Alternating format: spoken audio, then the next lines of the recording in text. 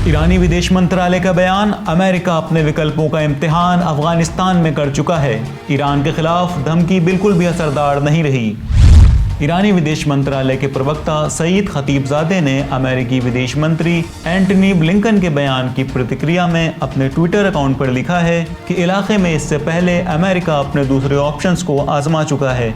इसी तरह उन्होंने लिखा कि इलाके में अमेरिका को जिस शर्मिंदगी का सामना करना पड़ा है उसे सबने देखा है।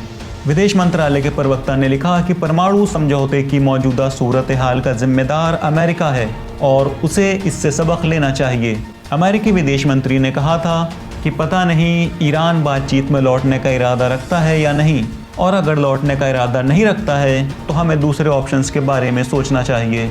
उनके इस बयान के रद्द अमल में ईरान के विदेश मंत्रालय के प्रवक्ता सईद खतीबजादे ने कहा कि अगर आज परमाणु समझौते की हालत है तो इसके लिए अमेरिका जिम्मेदार है, और जनाब ब्लिंकन को ये बात नहीं भूलनी चाहिए कि ये अमेरिका है जो एक तरफा तौर से घमंड के साथ परमाणु समझौते का उल्लंघन करते हुए बाहर निकल गया।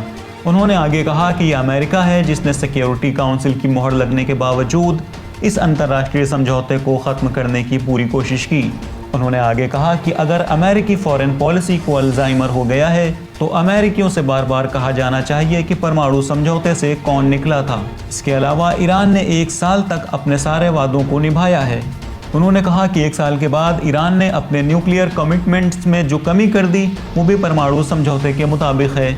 उन्होंने कहा कि कुछ अमेरिकी जो ये कहते हैं कि सारे ऑप्शंस मेज़ पर हैं, तो अमेरिका जानता है कि ये ऑप्शंस क्या हैं। जिस तरह से उसने अपने सारे ऑप्शंस का इस्तेमाल अफगानिस्तान में कर लिया है, और अमेरिका को जान लेना चाहिए कि विश्व समुदाय सही बात का खुले दिल से स्वागत करेगा।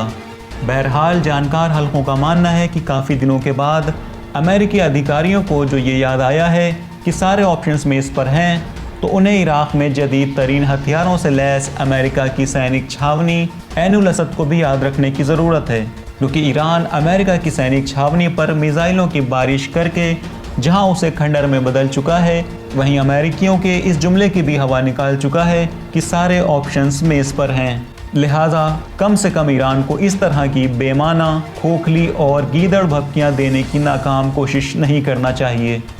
सब्सक्राइब करिए विलायत न्यूज़ को ताकि ताज़ा न्यूज़ अपडेट्स की नोटिफिकेशन आप तक पहुँचती रहे।